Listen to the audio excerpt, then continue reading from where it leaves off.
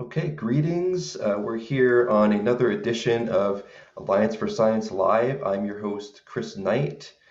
I'm here with Davies Korboe, joining us from Ghana, and I'm also here with John Agaba, who's a AfS Live correspondent. We're going to be speaking about agribusiness and engaging youth participation in agribusiness and one farmer's story of inspiration and perseverance in starting an agribusiness and carrying it forward and achieving success and bringing others along with him as he's going. Davies Korboe is a mango farmer and an agribusiness advocate. Um, and while some folks are flocking to cities for opportunity in different sectors in urban areas, Korboe found a different path, venturing into farming as a career and a way of life. After graduating from college in 2002, he transitioned into farming full time. And then only a few years later, by 2009, Ghana's Ministry of Food and Agriculture recognized Korboe with the award for Best Farmer in the Nation. And so now Korboe has taken to the airwaves as a radio host, starting a community radio station, which he's now helping with the management of, Rites 90.1 FM. And he's also hosting an annual mentorship program for young farmers focusing on key principles in agribusiness. So it's a story of love for agriculture and the environment, of perseverance, business savviness, and a little bit of luck. Korboe's work was recently featured in an Alliance for Science article written by our correspondent, John Agaba, who joins us today. That article was published on March 25th, so you can go to allianceforscience.cornell.edu to check that out. So we're joined live now by Davies Korboe himself and John Agaba. We'll be talking about youth engagement and empowerment and what can be done to inspire a new generation of farmers. Davies Korboe and John Agaba, thank you so much for joining us on today's program. Thank you very much, Chris, for having us. You. Yeah, I'd like to start with you, Davies. You've written in Mr. Agaba's article, you're quoted as saying that agriculture can be a gateway to sustainable livelihoods and food security for most of our African population, and talk about what you mean by that, and talk about contrasting the idea of agriculture as a means of subsistence versus the idea of agriculture as a business that can break a cycle of poverty. Yeah, thank you very much once again for the opportunity. And like you rightly said, my name is Davies Korboe. I'm currently the chairman of the National Farmers and Fishermen Award Winners Association of Ghana. I'm into mangoes. Basically, before you become a national award winner, you need to diversify, and that's exactly what I've done. But my core is into mangoes. I produce maize, sorghum for Guinness as well, and I do a couple of things. I introduced butternut squash on a commercial production in Ghana somewhere 2013, and I even got one of the biggest buyers in the world, MWW from England and Oxford Fruits, to be the main off-takers.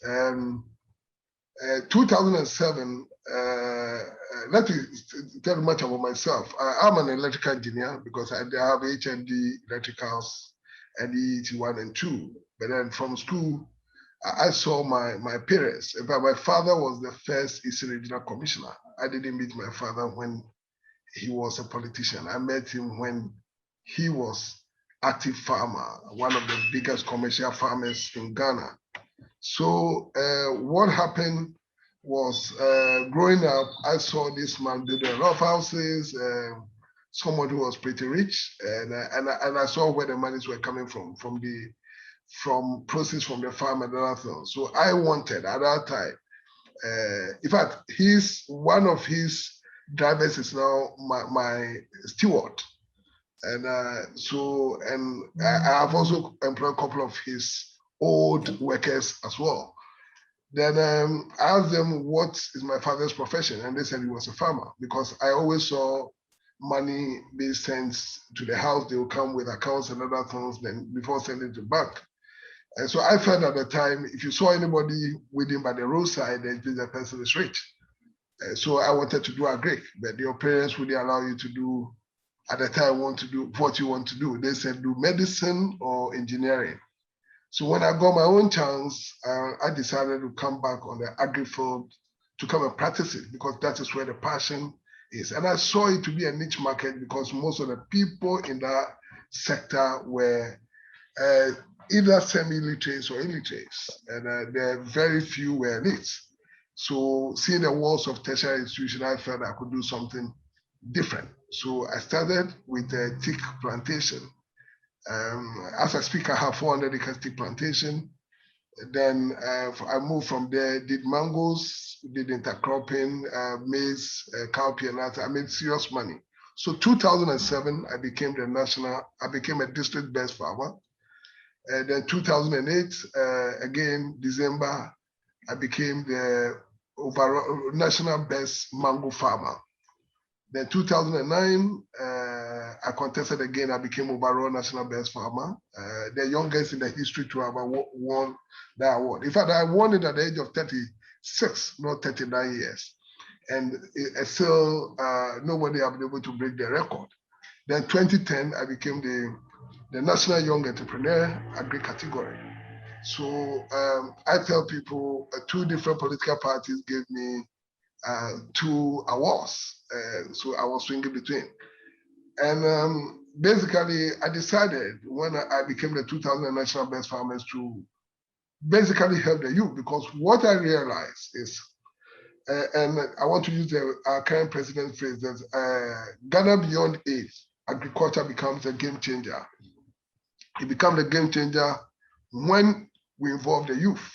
And again, if you look at the Ghana and Africa, the aged youth bracket in agriculture, if nothing is done about it in the next 10 years, we'll never see anybody in agriculture. So virtually what happens is we'll equally become very hungry. So I took it upon myself to make sure that the youth go into mainstream agriculture. And thankfully, between 2010 and 2015, I was serving on the University Council, Faculty of Environmental, Faculty of Agriculture and Consumer Science. So, and I saw most of our graduates exiting into the banks and other business and no mainstream agriculture. So I took it upon myself that, look, let us do something to bridge the gap, because maybe the youth doesn't really understand agriculture, and what they need is mentorship. They want to see people who have made it, and once they see that, I think that since believe in people will follow suit. So I decided to start doing that. And the first thing I did was to be able to explain the whole agri value chain to them, to say that, look, if you talk about agriculture, it's not about production alone. There's a whole lot of value chain where you can fit in. It starts from the production, then mechanization, input dealership, certification, and other things. So the youth can put themselves together, then establish a company and start doing something. If you also want to go into proper production, then you need to do attachment with people like us or the award winners for you to be able to gain experience and start doing something. And lo and behold, it caught fire. I mean, we did it. We did it on our own. We started for some 2 years. Then GIZ, German projects, heard about that. So they decided to sign a contract with the National Farmers and Fishermen Award Winners Association with initial students of 50. And I tell you what, the first initial students of 50 who did attachment and who had a good mentorship program, all of them after the university exited into mainstream agriculture. Some today are either into production, value addition, certification, or input dealership. I want to bring John into the conversation too.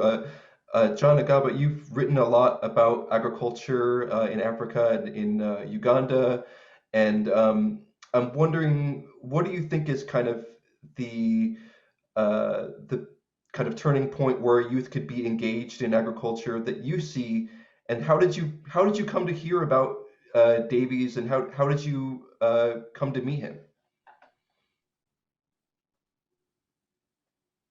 Um, um, uh, Thank you, Chris. Davis is a very, very interesting person. Like everyone you talk to in Ghana really knows about him. There's this journalist friend called Joseph Opoku, We and know him well. um, we at times, you want to do stories in Ghana, and then you look up at the reporters in Ghana, so you email them and then ask, and then they say, oh, there's this guy, he's literally won every award, in Ghana when it comes to farming.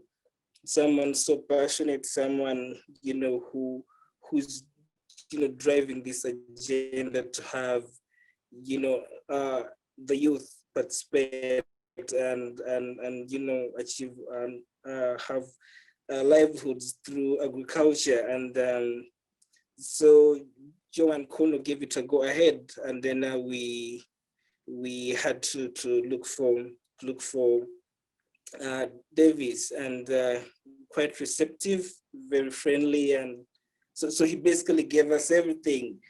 And like what really stood out, his zeal, when he's talking agriculture, when he's talking about his mango plantation, and what we can pick out of agriculture, not just as Ghana, but the rest of the African continent.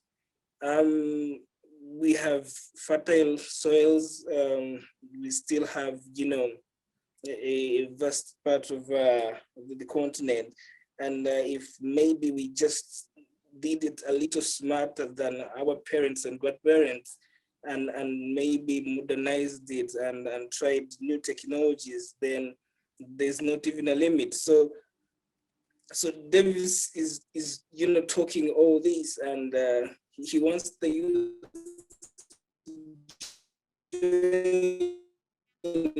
because you go through the formal education, and then you think, oh, that is that, you want a white collar job, and you people are neglecting this, and then they don't have employment, they don't have alternatives.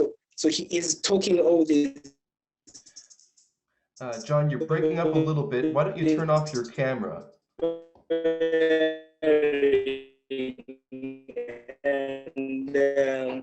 And John, why don't you turn off your camera so that we can get a better connection? Thank you.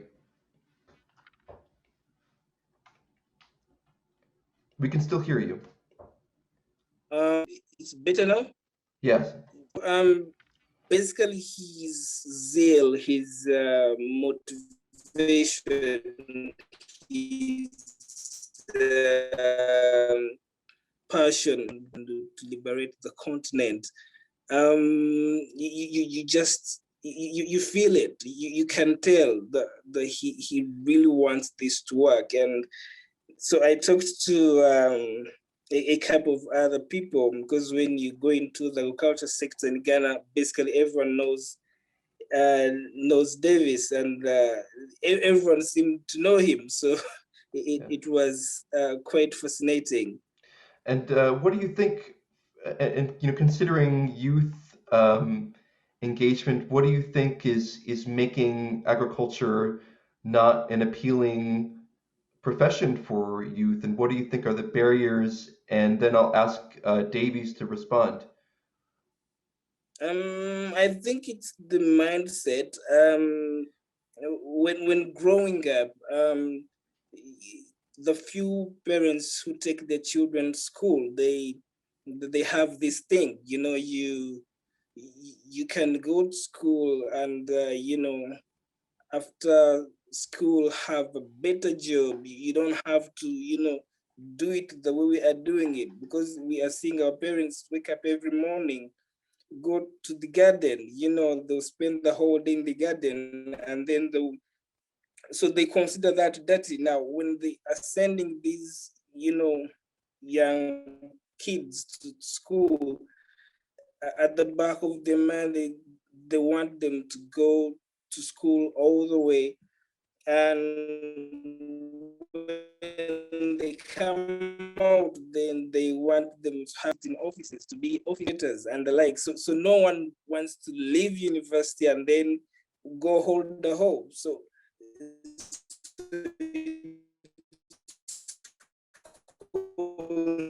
considered that someone can do only when, so there's that mindset that maybe we need to start changing.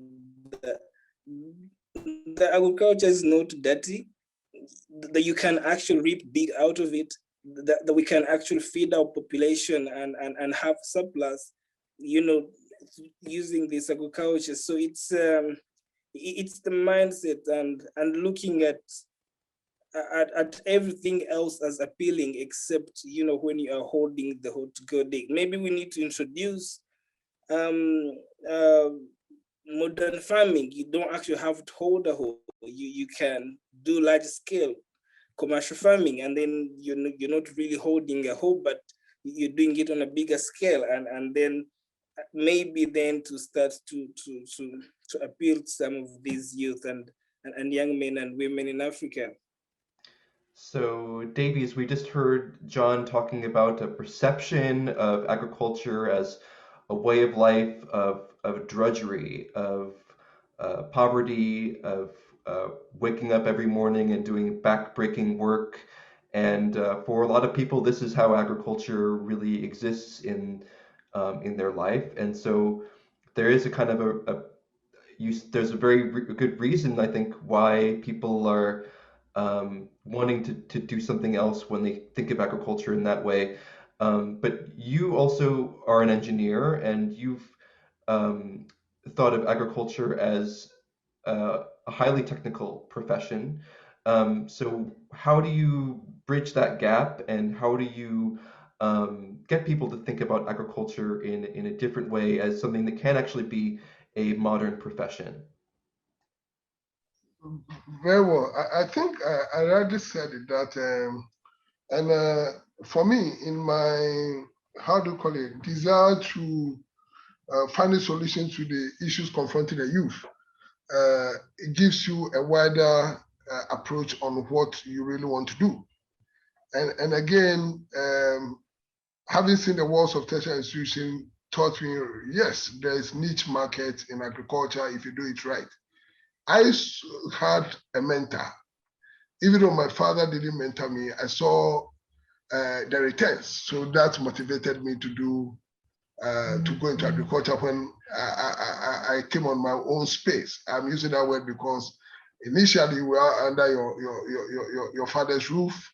You were being fed, your fees were being paid. So, and in Africa, it's difficult for you to even challenge your parents to say no to certain things. That's our culture. So for me, because if you look at, I took it from a different angle, and that's exactly what I tell the youth for them to accept. You could have all the nice edifice around, the good houses, the good cars, but if you don't get food to feed the people, it will be difficult for them to be able to survive. And one way you can do that to make big impact and money is to be able to do demand driven. You don't just produce to feed the market, but then you look at what the market is looking for, then you produce. So it means that it's not only about the production, you also look, if it's mechanization, you look at what the market is looking for, then you fit yourself in. If it's certification or technical extension, you look at what the market is doing for. So it becomes driven system. That particular ecosystem is not normally being looked at. So it becomes difficult for everybody to step out to say that, yes, I want to go into agriculture, because for them, they perceive agriculture, because we've seen our grandfathers carrying the firewood, we've seen our our fathers, our mothers, carrying hoes and other things. They think that that is what agriculture is all about. But then without thinking about the entire value chain.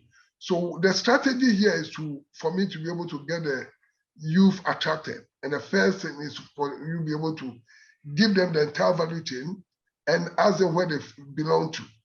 But there's one other thing I've been telling governments, because where I sit, any president will want to work with me. So whatever it is, you need to have to go and engage governments. And I've been telling them that there's one thing for government to say that every youth to go into agriculture is wrong, because agriculture is highly disciplined. So you need people with passion and who are disciplined to be able to get into that. If you are not disciplined, forget it. You better have to look for another trade, because when things must be done, it must be done. You can't postpone it in agriculture if you want to be successful. It doesn't matter where you fit in the value chain. When it must be done, it must be done. You can't even postpone it for a minute. So, and it's not about discipline. You need somebody who has a passion to be able to do that. Because, for instance, if I'm doing flower induction on the farm, because of potassium nitrate and the scientific review, so some at times we even do it in the evening. How many people can commit themselves to working in the nights? It's difficult unless you have the passion. So if you don't have the passion, it's difficult for you to. If you're even a sporting, the whole 24/7, you are standing on your feet at the park house parking. How many people, if you don't have the passion, you can't. But what drives the passion? What drives the passion is what you are going to get at the end of the whole business. And that is where you need to be able to break it down for the youth to understand. Then maybe that person doesn't even have passion for agriculture, but by listening and by seeing what they are getting at the tail end, they will quickly have a U-turn and be part of the group. So that is what I do. I also use the radio to do a lot of education. And Yeah, I'm really interested in your efforts on the radio, actually. So maybe you can tell us that story of how did you get the idea to engage with radio, and how did that project all start, and where did it go from there? Yes, so this is what I got this guy who wanted to establish a radio station. So he contacted me if I can partner. So I said, why not? Because the first thing that came in mind is it was difficult at the time for you to have radio station license. So if you even wrote and you get the National Communication Authority acknowledged, then it means that you are 2 steps ahead. So when he brought the letter, I said, yes, I want to partner. Then he said, oh, he can give me 60% shares, he takes 40%. The first thing that came in mind is this is another avenue for me to make sure to use the radio to power agriculture. So at the time, was there anybody doing that on the radio? No, nobody was doing agriculture radio in Ghana. We were the first. And if you talk about agriculture-oriented radio station in Ghana, we are the only one. Because we do 70% agriculture and 30% other things. 70% agriculture, because that is what we stand for. So we call it FMSL Ghana Limited, Farm Management Service Limited. That's how the radio station, the name of the radio station. So then I got this guy. Then when we started, for the first 2 years, we were making good money. Then the first year, after the first year, then I started introducing agriculture content. Then we realized that we're not getting a lot of sponsorship. So he decided to sell his shares. So I bought all the shares. I bought the shares because it was one good thing for me to be able to buy and be able to use it as a tool to promote agriculture. So that's what I did. But believe you me, just after the second year, after the exit of my partner, then we started making a lot of money. I mean, getting a lot of adverts, because people want to place adverts on that particular radio station if it is agriculture. If it's inputs, if it's training, everybody wanted to put the advert on it. Thankfully, we started getting award. I think we swept 2 awards in Tanzania under the AGRA, Kofi Annan, the late Kofi Annan's award. I mean, we got one of the best radio stations and a whole lot. We started also getting all the national domestic awards, international awards, and other things. So I took that particular challenge to be able to use that to disseminate information to the community and also the surroundings, and also to make sure that to be able to explain things to the youth. I mean, explain things to the youth who are within the catchment area, and because you can also listen online, Facebook and other things, so people started listening. So it became one of the biggest avenues for people to listen. Currently, as we speak, if people want the most, how do you call it, agriculture informations, they still want to listen to Right FM or maybe log on to, we have a lot of platforms, a lot of WhatsApp platforms. So we are a lot on social media is where people call to be able to. So through that, because I was doing this back to back. Currently, I don't do that much. I sit back and I help them develop the content and maybe review it. If they develop, I review it. We have programs, community watch, youth in agric and other things, women in agric. I sit back and make sure I listen and also brainstorm to develop a good content for them to be able to air. So that's what I currently do. But then for me, it is one of the powerful tools which is being used to promote agriculture. Currently, I'm the advisory board chairman for Farm Radio International. Yes, so that tells you, and because of my agriculture background and the radio station, that is why I've been the advisory board chairman. I was in the for the first 4 years, and then recently, just about a month ago, I was voted again to continue as the advisory board chairman for Farm Radio International. Yes, and so when you've talked about value chain analysis, and in media we do something similar with kind of an audience and impact analysis. And so when you're developing radio content for agriculturalists to promote agriculture, how do you structure your messaging differently for different audiences, for younger audiences, or for more established farmers? What do you think are the things that really matter in structuring and developing those messages for different audiences on radio? Okay, so we look at three major things. We first and foremost look at the surrounding. We also look at the trending issues. Then we look at trending issues. We look at the surrounding, and then that helps us to be able to develop the content. Because you see, at times there are contents, programs that you develop which will sell. It will sell because of what could be trending at the time. So these are some of the things we think about before developing most of this content. Because, for instance, everybody talk about youth in agriculture, but is there a way to develop a content of youth in agriculture? What do you have to do? Because you couldn't also say that because we are importing onion or tomatoes, you are developing a content to train the youth to produce tomatoes. Now, who is telling you that somebody is going to buy that particular tomatoes? So first and foremost, you also need to educate the public before developing this. So it's like I said, demand-driven approach is what we use to develop the content. Else you have the youth listening, and at a point they'll be bored. So they won't be compelled to be able to maybe match up to what you are looking for. So these are some of the things we look at. We have a question in the Facebook chat, and this is one of the biggest questions that a lot of folks have, and it's the land question. Land is required in order to make agriculture work.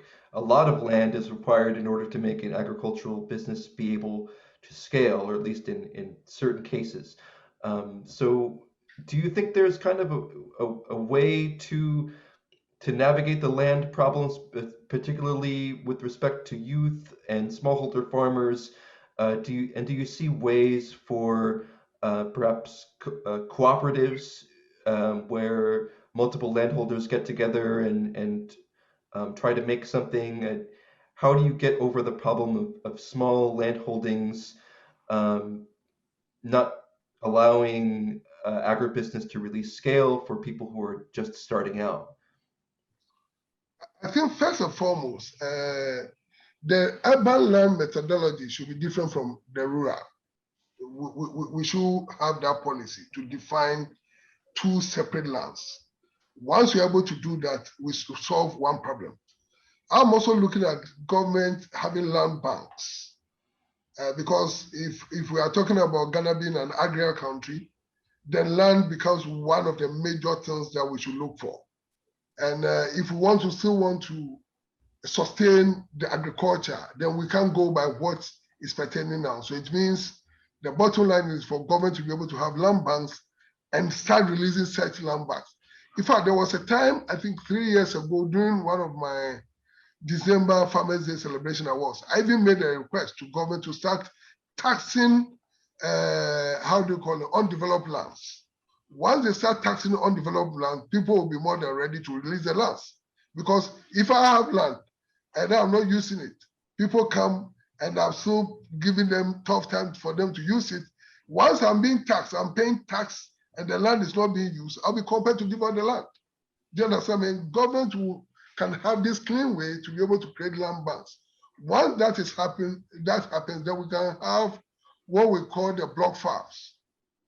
You see, so you develop block farms within the government catchment lands, acquired lands. So that solves one of the major land tenure issues. Because for me, for you to be able to be secure and make sure that, look, security-wise, if you are cultivating anything on the land, you are safe, is for you to be able to register that land. Because you can't, if you're even leasing it, you still need to perfect the document on it. And the only way you can do that is if you look at the current system where the urban land methodology is the same as the rural, the valuation is the same, how do you call it, the turnaround time of processing your land documents is the same, it becomes a problem. So somebody starts farming or production, farming on the land without registration, then all of a sudden another person comes with litigation and other things. But you can secure yourself by perfecting the documents on the land before you even start. And I think that once government is able to come in, because years back, the Gold Coast government had a lot of land banks, which was leased from the school lands and other things. I think we can still continue being an agrarian country to be able to have land banks to give out to the youth and anybody who wants to go into agriculture. That solves about 60% of our problem. That's what my thought on that. And so, John, I want to bring you back in here. You wrote about the mentorship program that Davies is running. Were you able to talk to any of the students who participated in that mentorship, or what did you learn about the mentorship program when you were writing your article?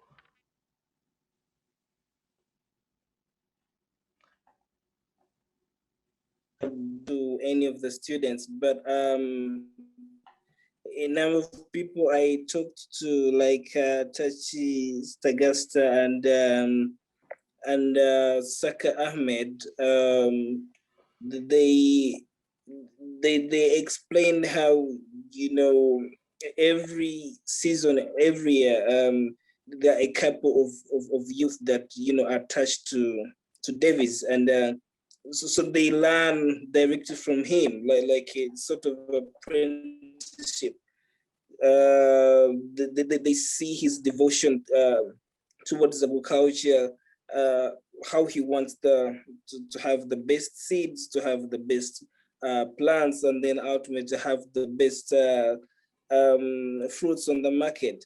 And so I think going forward, it's something we can learn. We need more people like Davies. We need more people who are willing to show the young population that this is the way, and you can learn, you know, by watching, by observing, and imitating. And if they can see they are successful,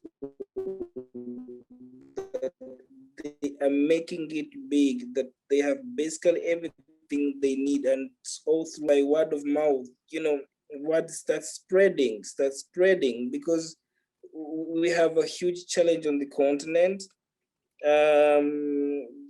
One is youth unemployment, and basically people don't have jobs, they don't have what to eat. But if they start to learn that they can actually make it big, that they can support their families, that they can be there for their children, and they can get all this out of agriculture, and there's an example they can, look at, then that would be massive. Thank you. And then, so then Davies, building off on that, you've talked about value chains and analyzing demand and coming up with a demand-driven business. So for people who are younger, who are trying to figure out what their entry point is in this industry, what are some of the things that you think are that you see coming up that most excite you, that could be entry points for new, exciting agribusinesses? Okay, so currently, what I see people doing, the youth doing, is venturing into how do you call it, off-takership. I've seen most of these agri students putting themselves together to start approaching farmers and off-taking from them to like the commodity exchange and the likes. I've also seen a couple of them adding value, learning how to add value to their produce, being fruits, vegetables, and the likes.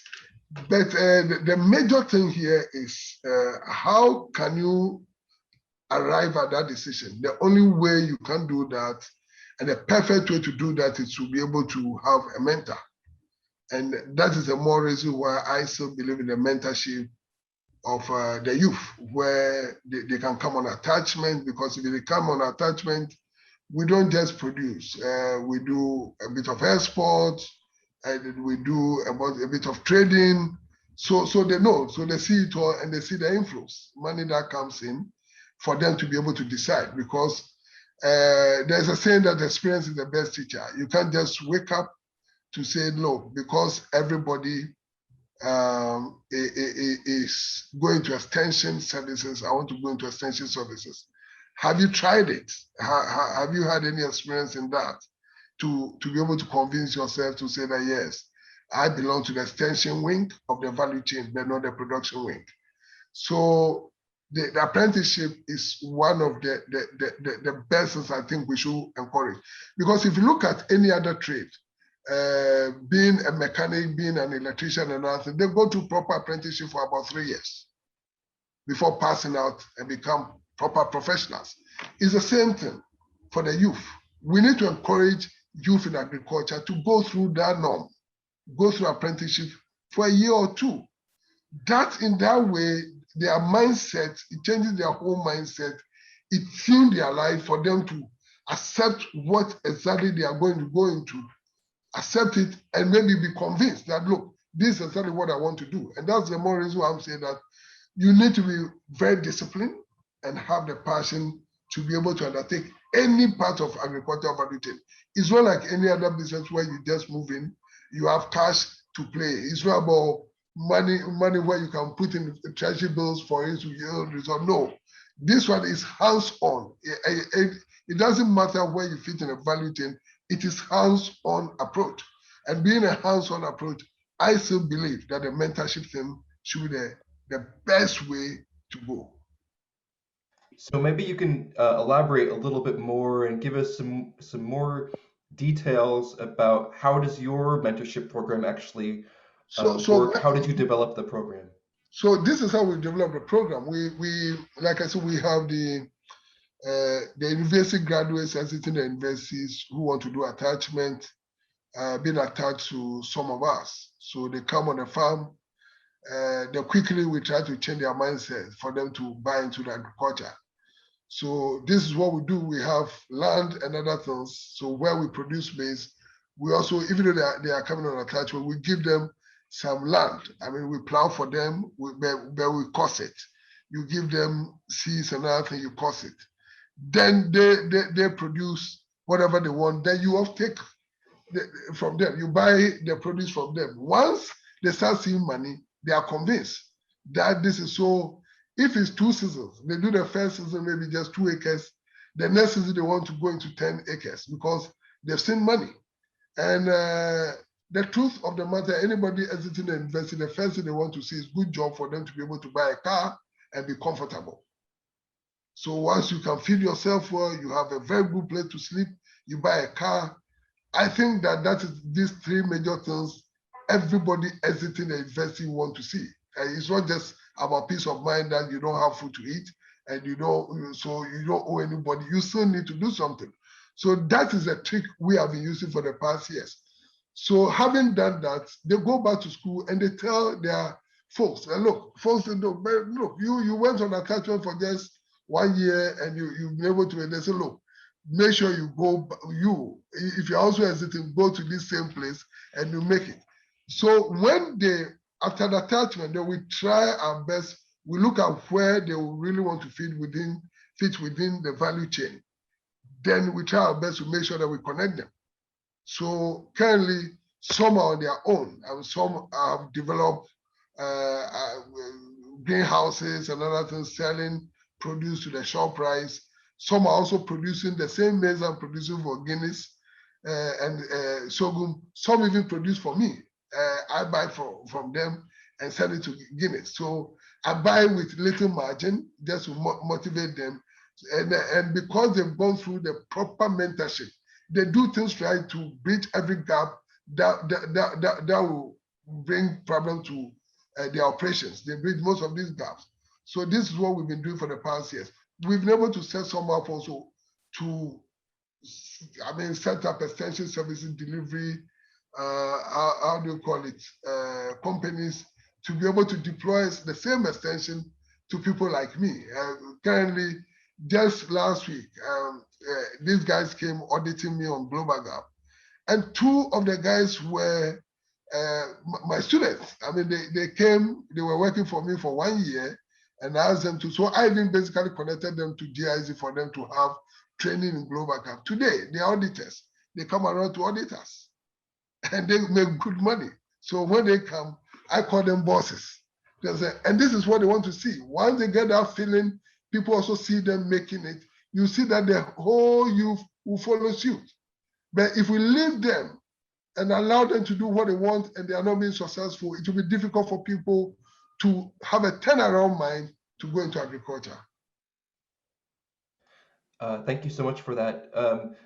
John, do you have anything else you would like to add, or any questions you would like to direct towards Davies right now?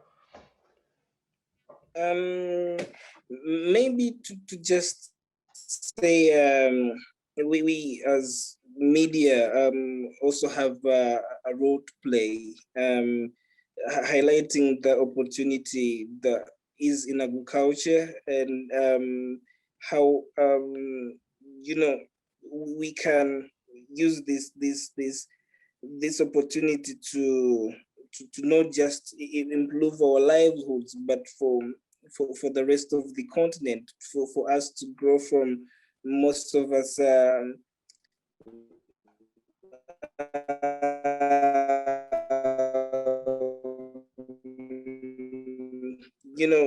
not even middle income developing countries. Now, how do we then use the opportunity of income and climb that ladder? So maybe we can talk the new opportunities when you look at newer technologies in agriculture, where you are going to have high yielding varieties, and then you are going to have better farming practices.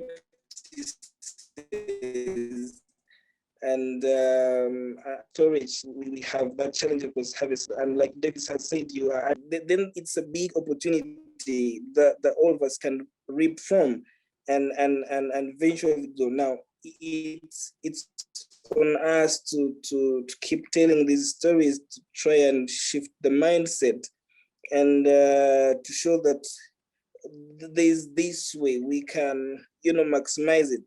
Now, like taking Uganda for an example, you have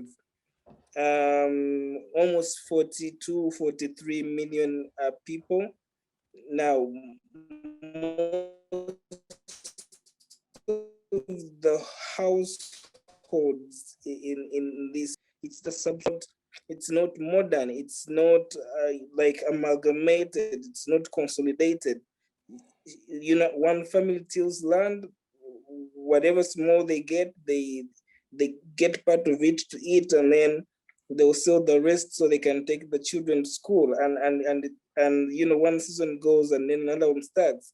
But we can start, you know, looking at taking it as a business, like Davies says, and you don't have to till just a small piece of land and go beyond and look at all these avenues. So I think we have a role to play, and maybe we have neglected it, but it's not too late. So that is what I would add. So John Agaba, who's the AfS correspondent, who's written an article about Davies on our website, he's talking about the role that media has to play in changing the mindsets about agriculture so that more people can be encouraged to participate and start up new agribusinesses, and the role for science and technology, digital systems and new crop breeding technologies, biotechnology. So Davies, if you could respond to those 2 points, uh, the role of media in changing mindsets about agriculture, and the role of science and scientists in providing the tools that farmers really need in order to make this change go forward. I think the role of media in changing agriculture is one of the key things we need to look at, because the media is very, very powerful. And that is for me, for us to be able to achieve our goals, media should be the bedrock to be able to drive that. Because dissemination of information, making sure that programs are being hosted on the various media platforms for people to understand the nitty-gritties of agriculture and the role it plays is very important. And the role it plays because, I mean, media can easily make sure that the whole, the youth get to know how much agriculture raking and the role it plays in developing, in economic development. Once that is done to ascertain vis-a-vis the GDP, I think that it is very important. So media is key, and we can never do away with them. Having said that, let's also talk about technology. Because currently, I mean, everything is technology. For instance, the climate change and other things, because of the climate change, we need apps and other things to be able to drive agriculture. And that's exactly what people like us in Ghana have been doing for some time now. I'm also looking at, because of climate change and other things, the issue of GMO and other things need to be really debated in almost all Africa countries, because for nothing at all, I've seen COVID. We witnessed COVID and its impact around the globe. And I think that this is the time for Africa to take the opportunity, because we have the land, we have the manpower, we have the weather to our advantage. I mean, 6 hours to Europe, you are there. If I want to fly direct to the States within 14 hours, I'm there. So, and taking the opportunity of this agua and the rest, I think that we need to consider a debate on a GMO, because if you look at the climate change and other things, we can't be at where we are with the current seas and other things. So that has always been my plea, that we should open up, I mean, for people to understand. And that can also be driven by the media, because a lot of people, when they even hear about GMO, they felt normally the first feeling is some poison, without really understanding what it is, without really understanding what it is. So you can do one-on-one, because we are saying Ghana, we are about 30 over 35 million people. I can't do one-on-one with almost everybody to explain what GMO stands for, the effects and the side effects and everything, unless we use the media to be able to drive all these things. So I think that going forward, that is one advantage we need to look at technology, the science part of agriculture, and also using the media as a tool to drive it will benefit and will take us to another level. And we can definitely point to a lot of the disinformation around GMOs as a failure of the media to really report on these issues with a scientifically informed basis. We have one person in the chat who asked a question about this. If you could maybe elaborate a bit further on communication strategies about GMOs and how a lot of communities, if you bring up this issue to them, they will respond negatively because they may have been told something about GMOs that is making them feel like it's a bad thing. So how do you communicate about that issue when you're talking to young people who are interested in agriculture and have genuine concerns about the environment and health? But as we know, and we talked a lot about this on many Alliance for Science programs, is that biotechnology can help these problems. And so how do you go about communicating about that? I think basically what we have been doing is to be able to use the association to champion our cause, using through the opinion leaders to be able to explain to them what GMO stands for and the very speculative speculations that has been going on for some time now. Because for instance, as we speak now, people still believe that tomato is GMO. Until recently we told them that someone else said, look, they've not even done, we don't even have a GMO tomato. So these are some of the things. So by doing that, then they understand that, look, then most of the things people are saying is never true. And again, some are saying, look, the moment you eat this, you are dead and a whole lot. But we show them a lot of like conflicts and other things which are produced out of GMO cereals and other things. Do you eat it? They say yes. Do you take vaccines? They say yes. It's the same thing. So you use a lot of analysis to be able to persuade people to drive a positive agenda. Because for me, if we don't do that, it becomes a problem. Because it will get to a time where the world population will be more than what we can produce. And the only way to be able to go is to be able to adapt systems like GMO to be able to drive our agenda and keep our people sustained. So again, like I said, we'll be using opinion leaders through the association to be able to do that. And not to also forget that not everybody within the association wants you to go the GMO. So you know to tone down to start with, descend to people's level, hold their hands, rise. Because when they descend to their level, you explain things to them very well. Once they understand you hold their hands to rise, they become disciples to be able to propagate the message to others and explain better. So these are some of the approaches we'll be using. I think those are all very good points, especially the point about building rapport with people, getting on their level, and really building that trust and building those shared values, so that you're not just evangelizing about a specific technology. You're making a human connection, and you're communicating about technology because you believe that it's beneficial to those human values that we share. And that's how you can kind of help people understand what's going on with some of these technologies. So thank you for sharing that point, and I hope that answers the question sufficiently. So Davies, as we wrap up this interview, could you just let us know how can people find out more about your mentorship program and the work that you're doing?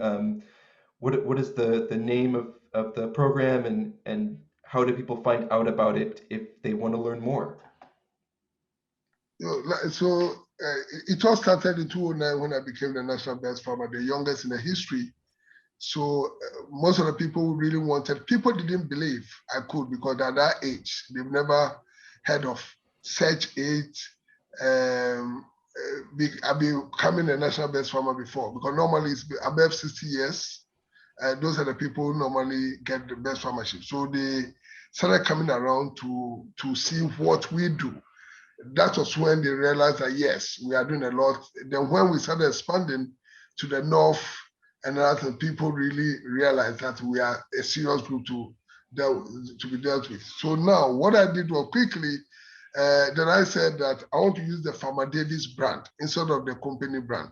So people started Farmer Davies, Farmer Davies. So by calling Farmer Davies, we decided to use that to achieve our agenda by opening up, absorbing the youth, holding their hands, mentoring them, and making sure that they become a driving force in our society. So when we started doing that, I remember I said that we started on our own before GIZ even came in, because some of the people started telling GIZ that these are some of the things we are doing. So GIZ on their own also decided to sign a contract, an MOU with the Award Winners Association, not me alone, for me to be able to rope in the rest of the national farmers to do same, so that maybe this time if it's 50, we could go 1,000. And that is what we've been doing for the past years. And like I said, I'm happy to say that for the past 3 years down the lane, all the people who came on our catchment have exited to mainstream agriculture, and they are doing extremely, extremely well. I have employed 3 of them. I currently have about 3 being, my assistant farm manager is one of them, the general manager is one of them, and director of operations is one of them. They are being paid well. They've also been doing some side farming on the land, so they get additional money. So by doing that, they also tell others that, look, maybe our place is choke. They can't employ you, but you can have mentorship here. But you can also do it with somebody else. So this is how, as we speak now, we got a letter from the UDS, University of Development Studies, in the north, to the award winners. They also wanted to be part of their mentorship program. We also have another one from, I think, one of the polytechnics. We have about 4 different letters from the high institutions, tertiary institutions, who want to be part of the mentorship group. And I think that going forward, once we're able to do that, then the agriculture in Africa, not Ghana alone, because that has been our vision, to be able to upscale it to the whole Africa and make sure that African youth become self-sufficient by producing for themselves and also exporting to be able to rake in enough foreign exchange. And so can people contact you if they're more interested, or who do they contact? Yes, they can contact me. They can contact me. Everybody, I think my number is one of the common numbers in Ghana. You go anywhere, you want my number, the moment you mention it, you go to Ministry of Agriculture, anybody will give you my number. And I'm pretty busy, but when you call, I also pick my calls and make sure that I direct you to who to see and how we can handle it. Yeah. Okay, well, thank you very much for that, Davies. This is Alliance for Science Live. We've been speaking with Davies Korboe. He's a farmer in Ghana and a youth agribusiness advocate, award recipient of the Best Farmer Award. And we've been talking about youth empowerment in agriculture. And we've also been joined by AfS correspondent and science writer, John Agaba. And so, John, as we wrap up, could you let us know what are your what's the next article that you're working on? What can we expect to hear from you in the future? There is a number that I'm looking at, specifically the issue of coffee that we've not written about. There is a lot of research that is happening in that field that we haven't reported, and so I'll be focusing on that one. And something also very interesting, that there is it's not a new thing, but some researchers started domesticating edible insects, and looking at how that can be another source of protein for our burgeoning population in Uganda and the continent. So I think they will make good, interesting stories that I'm looking at, and I'm specifically interested in that which can the new advancements, the new technologies that we can employ, and then have enough food to feed everyone, have everyone eating the quality food that they can have, and then not depleting forest, but using land minimally, but then maximizing the outcome. So that is what I'm looking at, Chris. Okay, thank you so much, John. We'll look forward to hearing all about those interesting stories with you later on. Um, and so once again, this has been AfS Live. We've been joined by Davies Korboe and John Agaba. I'm your host, Chris Knight. And so don't forget to join us next week. We'll be here at 3 p.m. Eastern Daylight Time next Thursday, April 15th.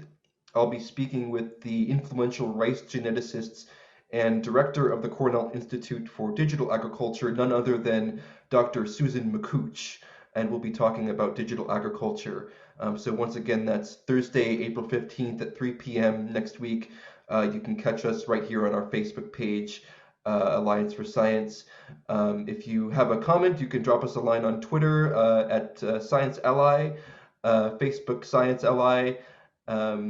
And so thank you so much for watching, and I want to thank our guests again, Davies Korboe and John Agaba. Thank you very much for having us. Thank you, and I hope the rest of your season goes well, and we'll hope to stay in touch with you and learn more about your story and how it develops. So thank you again. Thank you Thank too. you. Thank you.